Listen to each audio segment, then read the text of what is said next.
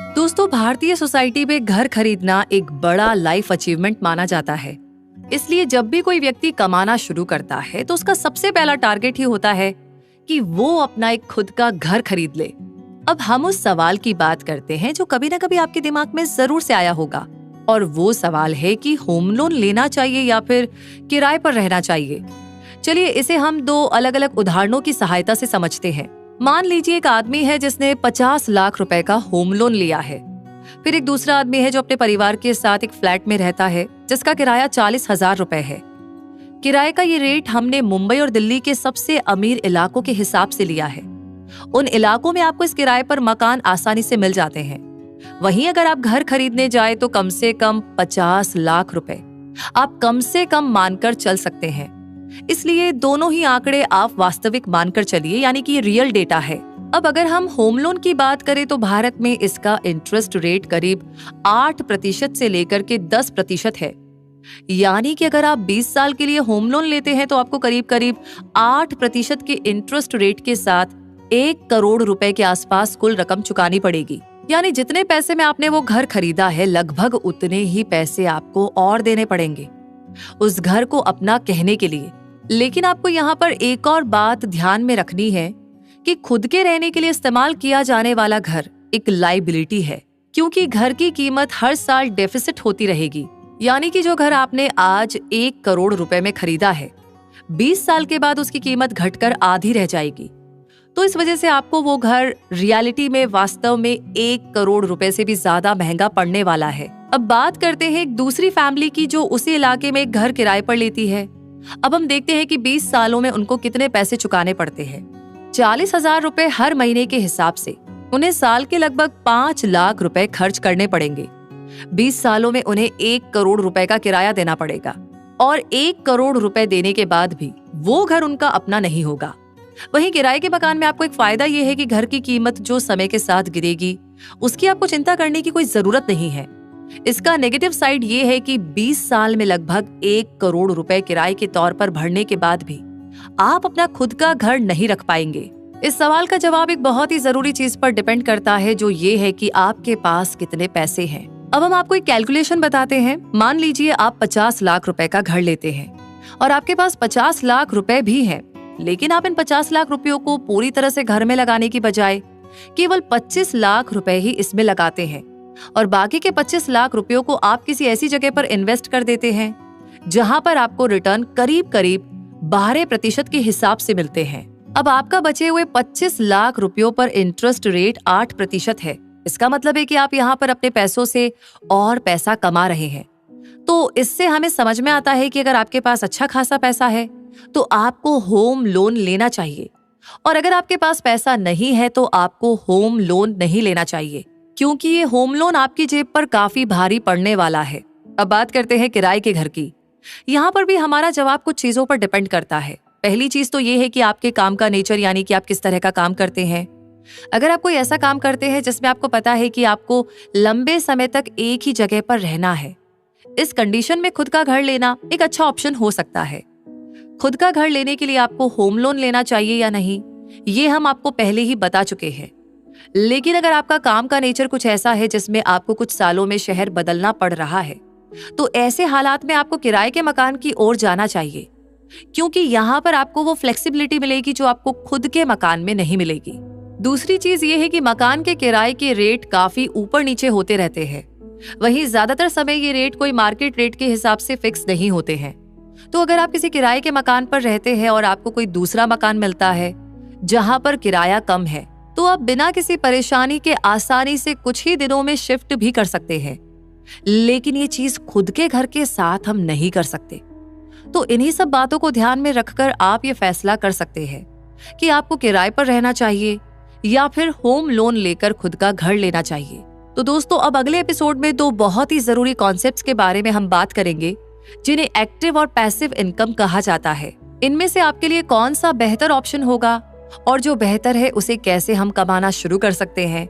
तो जुड़े रहिए हमारे साथ और सुनते रहिए कुकू सुने जो मन चाहे। अब जब आप फाइनेंशियल लिटरेसी के सभी बेसिक कॉन्सेप्ट को जान चुके हैं, तो अब बारी आती है दो बहुत ही जरूरी चीजों के बारे में जानने की, जिसके बारे में बहुत ही कम लोग बात करते हैं, एक्टिव और पैसिव इनकम। तो सबसे पहले हम किन किन तरीके से इनकम कर सकते हैं, उन तरीकों के बारे में बात करते हैं। उसके बाद हम आपको ये बताएंगे कि इन तरीकों में से कौन से तरीके एक्टिव इनकम के हैं और कौन से पैसिव इनकम के।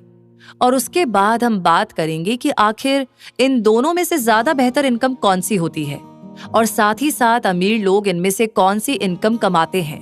तो दोस्तों, इनकम को कमाने के 4 बेसिक तरीके होते हैं। इन 4 तरीकों पर ही लगभग हर इंसान किसी न किसी तरीके से पैसे कमाता है। इसे ESBI मॉडल भी कहते हैं। इसमें E का मतलब होता है एम्प्लॉय, B का मतलब होता है बिजनेस, C का मतलब होता है सेल्फ एम्प्लॉयड और I का मतलब होता है इन्वेस्टर। सबसे पहले बारी आती है E यानी एम्प्लॉय की। ये वो लोग होते हैं जो दूसरों के लिए काम करते हैं। इसमें छोटी छोटी नौकरियां करने वाले मजदूरों से लेकर बड़ी बड़ी कंपनियों के CEO भी शामिल हैं। इन लोगों को पैसा तभी मिलता है जब ये लोग काम करते हैं। अगर वो किसी दिन काम पर नहीं जाते हैं तो उन्हें उस दिन का पैसा भी नहीं मिलता है। ऐसे लोग कभी भी अमीर लोगों की कैटेगरी में नहीं आ सकते हैं, क्योंकि एक आदमी के पास टाइम बहुत ही लिमिटेड होता है। इस वजह से वो व्यक्ति केवल एक लिमिट तक ही पैसा कमा पाएगा। इसके बाद उसके पास टाइम नहीं होगा कि वो और कैसे कमाए। साथ ही साथ ऐसे लोगों की लाइफ काफी हेक्टिक होती है, क्योंकि उन्हें नौकरी से निकाले जाने का डर लगा रहता है। इसलिए उन्हें इस बात की टेंशन लगी रहती है कि वो कैसे अच्छे से अच्छा काम करे ताकि ज्यादा पैसे कमाए और अपनी नौकरी में भी बने रहे। दूसरा नाम आता है S यानी कि सेल्फ एम्प्लॉयड का। ऐसे लोग किसी के नीचे काम नहीं करते, वो अपना खुद का कुछ काम करते हैं और उसी से पैसे कमाते हैं। जैसे कि एक डॉक्टर अपना क्लिनिक खोल लेता है या फिर इंस्टाग्राम पर एक मॉडल काम करके पैसे कमाता है। सेल्फ एम्प्लॉयमेंट में नौकरी से तो कुछ फायदा होता है, लेकिन अमीर लोग इसे भी नहीं करते हैं, क्योंकि यहाँ पर भी आपके पास एक लिमिटेड टाइम होता है। उसके बाद आप और ज्यादा काम नहीं कर सकते हैं। इसी वजह से यहाँ पर भी पैसे बहुत ही लिमिटेड होते हैं। तीसरा है B यानी कि बिजनेस। ऐसे लोग किसी के लिए काम नहीं करते, ये खुद भी काफी कम काम करते हैं। ये लोग अपना बिजनेस एम्पायर खड़ा करते हैं और उसी को लगातार बढ़ाते रहते हैं। उनके साथ हजारों लोग भी काम करते हैं। इस तरीके से वो ज्यादा पैसे भी कमा लेते हैं। इसमें पैसे कमाकर कुछ लोग अमीर बन जाते हैं, लेकिन तब भी जो वाकई में अमीर के साथ साथ स्मार्ट होता है, वो इस तरीके के इनकम सोर्स पर भी भरोसा नहीं करता। इसका रीजन ये है कि बिजनेस करने के लिए आपको बहुत मेहनत करनी पड़ती है। आज हम टाटा और अंबानी जैसे बड़े बड़े बिजनेस ग्रुप्स देखते हैं, लेकिन हम उसके पीछे की मेहनत नहीं देखते। इन लोगों ने शुरुआत में काफी ज्यादा मेहनत की थी, उस वजह से आज उन्होंने अपने बिजनेस को मेंटेन किया हुआ है। दूसरी एक वजह यह है कि ये लोग भी लगातार किसी न किसी तरह के स्ट्रेस में रहते हैं। कभी उन्हें अपनी कंपनी के रेवेन्यू और प्रॉफिट के गिरने का स्ट्रेस होता है, तो कभी सरकार के किसी नए नियम से होता है। कोर्ट में चल रहे केसेस भी उन्हें परेशान करते रहते हैं। तो दोस्तों, हमने देखा कि एक स्मार्ट अमीर इंसान न तो किसी के लिए नौकरी करता है, ना वो खुद कुछ काम करता है और ना ही वो कोई बिजनेस करता है। तो ऐसी कौन सी चीज है जो वो करता है? ऐसी कौन सी चीज है जो उसके लिए इनकम का सोर्स है? और कैसे वो उस चीज का इस्तेमाल करके इतना अमीर बन जाता है? उस कैटेगरी का नाम है I यानी कि इन्वेस्टर। दोस्तों, आपने बिल गेट्स का नाम तो सुना ही होगा। एक वक्त में बिल गेट्स दुनिया के सबसे अमीर आदमियों की लिस्ट में सबसे ऊपर थे। आज भले ही वो उस लिस्ट में सबसे ऊपर नहीं है, लेकिन तब भी दुनिया के अमीर आदमियों की लिस्ट में अभी भी शामिल हैं। आप में से कई लोगों को ये लग रहा होगा कि बिल गेट्स एक बिजनेसमैन है, तो ये आपकी बहुत बड़ी गलतफहमी है, क्योंकि बिल गेट्स अपने आप को एक बिजनेसमैन ना कहकर एक इन्वेस्टर कहते हैं। बिल गेट्स के पास फिलहाल 22 अलग अलग कंपनीज के स्टॉक्स हैं, जिनसे उनकी नेटवर्थ 20 बिलियन से भी ज्यादा है। इसे ही इन्वेस्टिंग कहते हैं। यहाँ बड़े बड़े बिजनेस ग्रुप्स आपके लिए काम करते हैं। आप अपने घर में बैठे मजे से चाय की चुस्की ले रहे होते हैं। वहीं बड़ी बड़ी कंपनीज के CEO, उनके नीचे काम करने वाले मैनेजर और उनके नीचे काम करने वाले कर्मचारी यानी कि एम्प्लॉय, वो सब आपको अमीर बनाने के लिए दिन रात लगे रहते हैं। आप जब चाहे छुट्टी पर जा सकते हैं, और सही मायने में कहे तो आप हर दिन छुट्टी पर ही होते हैं। आपको न तो 9 बजे ऑफिस जाना पड़ता है और ना ही किसी तरह की मीटिंग का हिस्सा बनना पड़ता है। आप बस एक कंपनी में अपना पैसा लगा देते हैं। उस कंपनी के लोग मेहनत करते हैं, कंपनी सफल होती है, जो अल्टीमेटली आपको अमीर बनाती है। तो ये थे वो 4 तरीके जिनकी वजह से लोग अपनी इनकम कमाते हैं। तो अब समझते हैं आगे कि इनमें से कौन से तरीके हैं जिन्हें एक्टिव इनकम कहते हैं और कौन से ऐसे तरीके हैं जिन्हें पैसिव इनकम का सोर्स कहा जाता है। तो दोस्तों, हमारे पहले 2 हिस्से जिसमें एम्प्लॉय और सेल्फ एम्प्लॉयमेंट शामिल था, उसे हम एक्टिव इनकम कहते हैं। एक्टिव इनकम से हमारा मतलब है कि यहाँ पर पैसे कमाने वाले इंसान को खुद मेहनत करनी पड़ती है। हो सकता है वो किसी और के लिए मेहनत करे या फिर सेल्फ एम्प्लॉय होकर खुद अपने लिए मेहनत करे, लेकिन तब भी उसे काम तो करना ही पड़ता है। पैसिव इनकम में बिजनेस और यूनिवर्सिटीज आते हैं। एक बिजनेसमैन को खुद ज्यादा काम तो नहीं करना पड़ता, लेकिन मेंटल स्ट्रेस उसे फिर भी थोड़ा बहुत रहता है। वहीं इन्वेस्टर को ना काम करना पड़ता है और ना ही ज्यादा स्ट्रेस का सामना करना पड़ता है। अब आप इनकम के सभी सोर्सेज को जान चुके हैं। इससे आप साफ साफ ही देख सकते हैं कि हमारी प्रायोरिटी हमेशा इन्वेस्टर बनने की होनी चाहिए। कई लोगों का यह मानना होता है कि यूनिवर्सिटी बनने के लिए आपके पास बहुत ज्यादा पैसा होना चाहिए। ऐसा बिल्कुल भी नहीं है। आप बहुत ही छोटी रकम के साथ भी इन्वेस्टिंग शुरू कर सकते हैं। इसकी शुरुआत के लिए आपको भले ही कुछ समय के लिए नौकरी या कुछ और करना पड़े, लेकिन आपका अल्टीमेट गोल यही होना चाहिए कि आप अंत में एक इन्वेस्टर ही बनेंगे, क्योंकि सही मायने में यही वो जगह है जहां पैसा आपके लिए काम करता है, ना कि आप पैसों के लिए। दोस्तों, एक्टिव और पैसिव इनकम को समझने के बाद मुझे पता है कि आपके दिमाग में बहुत सारे आइडियाज आने लगे होंगे कि आपको खुद को फाइनेंशियली फ्री करने के लिए क्या क्या करना है। आपकी इसी बात का ख्याल रखते हुए हम अपने अगले एपिसोड में चर्चा करेंगे कि आप कैसे अपने आने वाले 5 सालों की अच्छे से प्लानिंग कर सकते हैं। तो बने रहिए हमारे साथ और सुनते रहिए हमारी एक्सक्लूसिव सीरीज लायबिलिटीज को एसेट में कैसे बदले, ओनली ऑन कुकू FM पर। दोस्तों, अब फाइनेंस मैनेजमेंट के सभी एस्पेक्ट्स को अच्छे से समझ चुके हैं। अब बारी आती है इन चीजों के प्रैक्टिकल इस्तेमाल की। इसलिए अब हम जानेंगे कि आपको अपने अगले 5 साल या 10 साल के फाइनेंशियल गोल्स को कैसे पूरा करना है। इसकी शुरुआत सबसे पहले आपको जिस चीज से करनी है वो ये है कि आप पहले ना अपना कोई टारगेट सोच कर रखिए। मान लीजिए आपकी उम्र अभी 20 साल है और आप चाहते हैं कि 25 साल की उम्र आने से पहले तक आप अपनी पहली प्रॉपर्टी खरीद ले। अब अगले ही दिन से आपको अपनी इस प्लानिंग के लिए लग जाना है। यही आपको इन्वेस्टिंग के कुछ बहुत ही जरूरी नियम काम आएंगे। इन जरूरी नियमों को ध्यान में रखें। अगर आप कुछ सालों के लिए अपना पैसा इन्वेस्ट करेंगे तो जरूर से आप आने वाले सालों में उस चीज को जरूर खरीद लेंगे जिसे आप खरीदना चाहते हैं। तो इन्वेस्टिंग का पहला नियम यही है कि आपको लोन पर लिए गए पैसे का सही इस्तेमाल करना आना चाहिए। आप शायद इस पहली सलाह को सुनकर काफी हैरान हो जाएंगे, क्योंकि हमें शुरुआत से ही ये बताया गया है कि लोन हमेशा खराब होता है। लेकिन असल में अमीर लोग इसका सही इस्तेमाल करना जानते हैं। आप अगर लोन लेकर उसी सही जगह इन्वेस्ट करते हैं जहां से आपको अच्छे रिटर्न मिल सकते हैं, तो लोन भी आपके लिए अच्छा हो सकता है। तो दोस्तों, इसके बाद एक ऐसी चीज है जिसे आपको सीखने में थोड़ा टाइम लग सकता है, लेकिन ये एक बहुत ही ज्यादा जरूरी चीज है। वो ये कि आपको खुद का पैसा इस्तेमाल नहीं करना है। अब आप सोच रहे होंगे कि भला ये कैसी बात हुई, लेकिन आपको ये समझना होगा कि अमीर लोग अपना बिजनेस कैसे खड़ा करते हैं। वो अपने बिजनेस पर बैंक से लोन लेते हैं। बैंक उन्हें आसानी से लोन देता है। उस लोन से अगर उन्हें प्रॉफिट होता है तो इससे वो अमीर बिजनेसमैन बनते हैं। अगर बिजनेस अच्छा नहीं चलता तो वो अपनी कंपनी को बैंकरप्ट घोषित कर देते हैं। तो आपको यहाँ पर ये समझना होगा कि इस पूरे प्रोसेस में उस बिजनेसमैन ने अपनी जेब से 1 रुपया भी नहीं लगाया। यही चीज आपको भी सीखनी है। इसे सीखने के लिए आपको और ज्यादा फाइनेंशियल एजुकेशन की जरूरत पड़ेगी। अब देखिए, मुझे पता है कि यहाँ पर आप सोच रहे होंगे कि ये बोलने में ना रूबी बहुत ही आसान लग रहा है, प्रैक्टिकली करना बहुत मुश्किल होगा, और आप तो अभी भी अपना करियर जस्ट शुरू कर रहे हैं। बैंक आपको लोन नहीं देगा। लेकिन दोस्तों, यही आपका पहला स्टेप होगा कि आपको कुछ ऐसा करना है आप बैंक से एक अच्छा रिलेशन बिल्ड कर पाए और अपना थोड़ा पैसा सही जगह इन्वेस्ट करते रहे। और रही बात बहुत मुश्किल काम है, तो आप खुद सोचिए, अगर इसे करना आसान ही होता तो सब अमीर ना बन जाते ना। इसके बाद आपको अगले कुछ सालों तक लगातार ना ऐसे ही एसेट इकट्ठे करने हैं। ये मामूली और छोटे एसेट हो सकते हैं जो आपको पैसा कमा कर देंगे, जैसे कि गोल्ड और फेमस कंपनीज के स्टॉक। इसके बाद जो हमने आपको सेविंग के नियम बताए थे उसे प्रैक्टिकल लेवल पर उतारना है। आपको पहले ये डिसाइड करना है कि हर महीने आप अपनी इनकम का कितना हिस्सा सेविंग में डालने वाले हैं। साथ ही आपको अपने एक्सपेंसेस पर भी कंट्रोल करना है। फिर 5 सालों के अंदर अंदर आप ये पाएंगे कि आप अपनी पहली प्रॉपर्टी खरीद सकते हैं।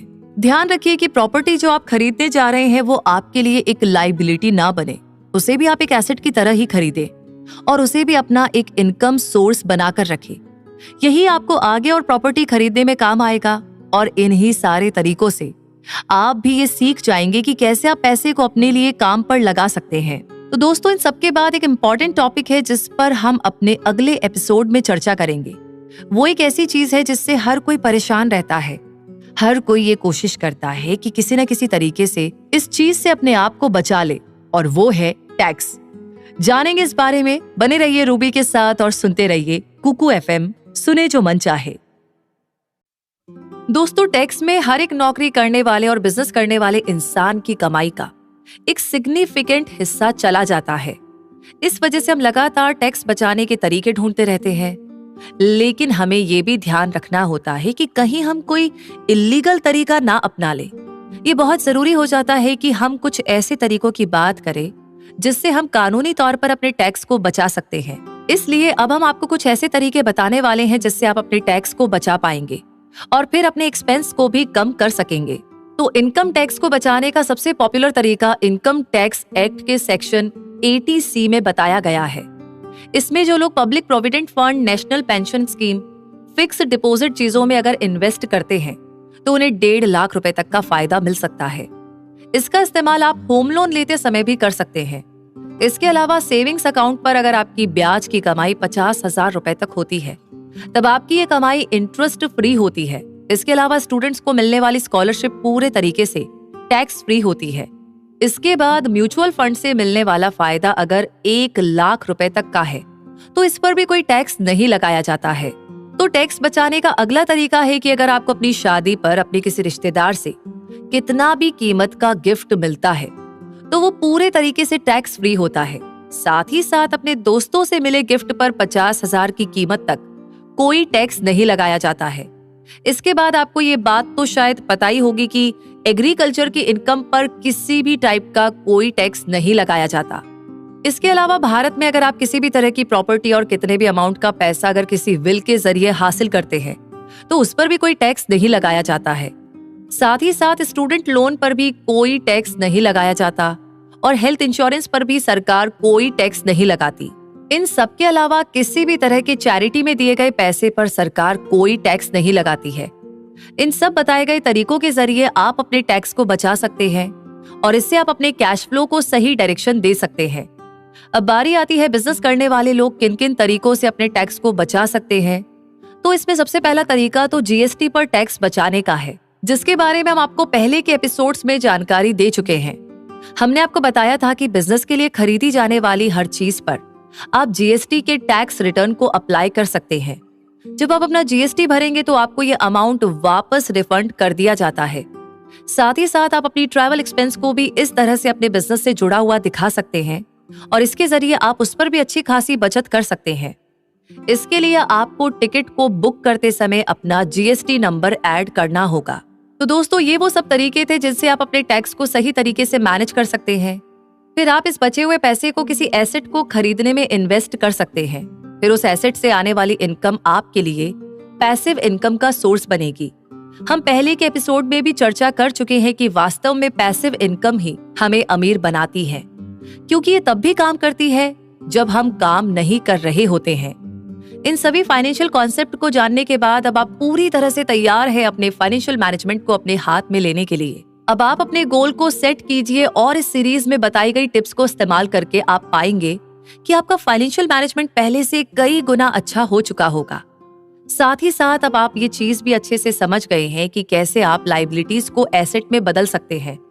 लेकिन वो कहते हैं ना कि सीखना कभी भी नहीं रुकना चाहिए। इसलिए हमारे अगले एपिसोड में हम चर्चा करेंगे कि आखिरकार आप अपने फाइनेंशियल IQ को कैसे और बढ़ा सकते हैं और अपने आप को फाइनेंशियली और मजबूत कर सकते हैं। तो बने रहिए रूबी के साथ कुकू FM पर, सुने जो मन चाहे। अब हम फाइनेंशियल मैनेजमेंट के हमारे सफर के अंतिम पड़ाव पर पहुंच चुके हैं, जिसमें हम चर्चा करेंगे कि आप अपना फाइनेंशियल IQ कैसे बढ़ा सकते हैं। इससे पहले आपको ये समझना जरूरी है कि फाइनेंशियल IQ आखिर होता क्या है। तो दोस्तों, जैसे हम किसी इंसान की इंटेलिजेंस को देखने के लिए IQ टेस्ट करते हैं, जिससे हमें यह पता लगता है कि कोई इंसान क्रिटिकल थिंकिंग में कितना स्मार्ट है। आइंस्टाइन जैसे लोग इस तरह के टेस्ट में हम आम लोगों से काफी आगे रहते हैं। इसकी खास बात यह है कि ये ज्यादातर नेचुरल होता है, यानी कि इसे आप प्रैक्टिस करके ज्यादा बदल नहीं सकते। फाइनेंशियल आईक्यू उन लोगों का अच्छा होता है जो लोग लगातार इसके बारे में सीखते, पढ़ते और जानकारी लेते रहते हैं। इसका आपके टैलेंट से कोई लेना देना नहीं है। अगर आप कभी पढ़ाई में कमजोर भी रहे होंगे तो भी इसका मतलब ये बिल्कुल नहीं होगा कि आपका फाइनेंशियल आईक्यू भी कमजोर ही होगा। या फिर कोई ऐसा इंसान जो पढ़ाई में बहुत होशियार है, तो अगर उसे ऐसा लगता है कि उसका फाइनेंस के बारे में बिना पढ़े ही फाइनेंशियल आईक्यू अपने आप बढ़ जाएगा, तो ये भी एक बहुत बड़ी गलतफहमी है। फाइनेंशियल नॉलेज को बढ़ाने के लिए आपको लगातार नई नई चीजें पढ़ती रहनी होगी। आपको ये समझते रहना होता है कि आज दुनिया में किस तरह की चीजों से आप पैसा कमा सकते हैं। जैसे कि अगर किसी इंसान ने कुछ सालों पहले अगर बिटकॉइन में पैसा इन्वेस्ट किया होता तो आज के टाइम में उसके पास अच्छा खासा पैसा होता। वहीं अगर किसी ने उसमें इन्वेस्ट करने में थोड़ी देरी कर दी होती तो आज जब बिटकॉइन बुरी तरह से गिरा हुआ है तो उसे इस चीज का नुकसान उठाना पड़ सकता था। ये सभी बातें आपके फाइनेंशियल आईक्यू पर ही डिपेंड करती है। इसके लिए हमें इसको लगातार बेहतर करना सीखना होगा। फाइनेंशियल आईक्यू को बेहतर करने के बाद आप सही मायनों में ये सीख पाएंगे कि लायबिलिटीज को एसेट में कैसे बदला जा सकता है और कैसे आप पैसे से अपना काम करवा सकते हैं। तो अपने फाइनेंशियल आईक्यू पर आपका लगातार काम करना बहुत जरूरी होता है। आप अपने आसपास ऐसी अपॉर्चुनिटीज को तलाशते रहिए जो आपके लिए एसेट का काम कर सकती है, क्योंकि कई बार कई सारी अपॉर्चुनिटीज हमारे सामने होती है लेकिन हम उसका पूरा फायदा नहीं उठाते हैं। और जब कोई और उस चीज को करता है तब हमारे दिमाग में ये बात आती है कि अरे हम भी तो ये कर सकते थे, उस चीज का इकोनॉमिक फायदा उठा सकते थे। इससे आपका फाइनेंशियल आईक्यू धीरे धीरे बढ़ने लगेगा। दूसरी जरूरी चीज जो इसे बढ़ाने के लिए बहुत जरूरी है वो ये है कि आपको लगातार फाइनेंस सेक्टर में नई नई चीजों को देखते रहना होगा। फाइनेंशियल मार्केट में आपको नया स्टार्टअप, नई कंपनी, नई इन्वेस्टमेंट अपॉर्चुनिटी जैसी चीजों के बारे में पूरा अप टू डेट रहना है। उसी से आपका फाइनेंस बेहतर होगा और आप इन चीजों में इन्वेस्ट करके अच्छा खासा फायदा उठा सकते हैं।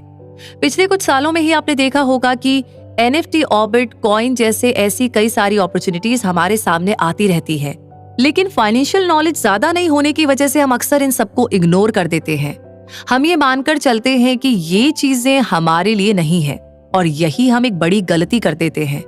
हम बाकी लोगों जैसे हो जाते हैं जो फाइनेंशियल मैनेजमेंट में बिल्कुल भी अच्छे नहीं होते हैं। तो दोस्तों, एक बार आप अपने फाइनेंशियल आईक्यू को अच्छा कर लेते हैं और फाइनेंशियल मैनेजमेंट को सीख जाते हैं, उसके बाद आपको अपनी लायबिलिटीज को कम करने में और अपने एसेट को बढ़ाने में कोई परेशानी नहीं होगी। आप बिना किसी दिक्कत के अपनी लायबिलिटीज को एसेट में आसानी से बदल पाएंगे। तो इसी के साथ अब टाइम आ गया है कंक्लूजन का कि जो भी कुछ हमने सीखा है हमें कहां कहां कैसे कैसे अप्लाई करना है, एक बार फिर से दोहराते हैं। तो बढ़ते हैं कंक्लूजन की ओर। सुनते रहिए कुकू FM, सुने जो मन चाहे। दोस्तों, इस सफर में हमने जाना कि कैसे आप अलग अलग तरीकों से लायबिलिटीज को एसेट में बदल सकते हैं। साथ ही साथ हमने इन दोनों के बीच के अंतर पर भी चर्चा की और जाना कि आज हमारे लिए ये चीजें जानना ज्यादा जरूरी इसलिए हो जाता है क्योंकि टेक्नोलॉजी की दुनिया में ये चीजें बहुत तेजी से बदलती हैं। नई चीजें आती है, थोड़े दिनों के लिए टॉप पर रहती है और फिर से वापस नीचे आ जाती हैं। ऐसे में हमें हर उस चीज और मौके का फायदा उठाना आना चाहिए। केवल तभी हम अपने आप को बाकी लोगों से अलग कर पाएंगे और यही चीजें हमें अमीर बनाती हैं। आज हमारे देश में यहाँ तक कि दुनिया भर की सभी जगहों पर फाइनेंशियल टीचिंग बहुत लिमिटेड है। स्कूल और कॉलेज में कभी भी बच्चों को ये नहीं सिखाया जाता कि वो अपने फाइनेंस को कैसे मजबूत करे। इसमें हैरानी की बात इसलिए आती है क्योंकि स्कूल और कॉलेज का सारा सिस्टम ही नौकरी और पैसा कमाने के लिए बनाया गया है। बावजूद इसके इसी पैसे को मैनेज कैसे किया जाता है उसके बारे में कुछ भी नहीं बताते हैं। इसलिए आपके लिए ये बहुत जरूरी हो जाता है कि आप अपने आप को बाकी भीड़ से अलग करें और लगातार फाइनेंशियल नॉलेज को हासिल करते रहें। तो दोस्तों, हमारी इस चर्चा में हमने आपको इनकम के अलग अलग सोर्सेस बताए, जिससे आपको समझ में आया कि असल में अमीर लोग न तो नौकरी करते हैं और ना वो सेल्फ एम्प्लॉयड होते हैं। यहाँ तक कि वो बिजनेस भी बहुत ही कम करते हैं। अमीर लोग तो हमेशा सिर्फ इन्वेस्टिंग करना पसंद करते हैं। इसका रीजन भी हमने आपको बताया था कि एक इन्वेस्टर के लिए कंपनी के CEO से लेकर कंपनी का हर छोटा एम्प्लॉय भी काम कर रहा होता है। वो काम असल में उस इन्वेस्टर को अमीर बनाने के लिए किया जाता है। हम जैसे कई सारे लोग बस पहले लेवल की इनकम सोर्स पर ही रहते हैं और उम्र भर केवल एक नौकरी की तलाश करते रहते हैं। इसकी बड़ी वजह यह है कि हमारा पूरा एजुकेशन सिस्टम नौकरी करने वाले लोग पैदा करने के लिए बनाया गया है। यही रीजन है कि कॉलेज और स्कूल्स में हमें ये सब बातें नहीं सिखाई जाती, क्योंकि इन बातों को सीखने के बाद कोई इंसान नौकरी करना तो शायद ही पसंद करेगा। इसके बाद में हमने सेविंग के कुछ नियम भी जाने थे, जिससे आप अपने एक्सपेंसेस को कम कर सकते हैं और अपने पैसे को सही जगह इन्वेस्ट कर सकते हैं। साथ ही साथ हमने आपको ये भी बताया कि कैसे आप कानूनी तरीकों से टैक्स बचा सकते हैं और यहाँ से भी आप अपने खर्चों को कम कर सकते हैं। इसके अलावा इन्वेस्टिंग के नियम जानने के बाद आप समझ चुके होंगे कि वास्तव में आपको किन चीजों में इन्वेस्ट करना चाहिए। एसेट और लायबिलिटी में फर्क समझ आने के बाद इन्वेस्टिंग करना और भी आसान होता है, क्योंकि आपको ये पता लग जाता है कि कौन सी चीज आपकी जेब में पैसा डालने वाली है और कौन कौन सी चीजें आपकी जेब से पैसा निकालने वाली है। तो दोस्तों, इस सीरीज में हमने लायबिलिटी को एसेट में बदलना सीखा, जो कि हमारा मोटिव था। उम्मीद करते हैं आपको हमारी पर्सनल फाइनेंस पर बेस्ड ये सीरीज पसंद आई होगी। आप अपने सुझाव और अनुभव हमें कमेंट सेक्शन में लिख करके जरूर बता सकते हैं।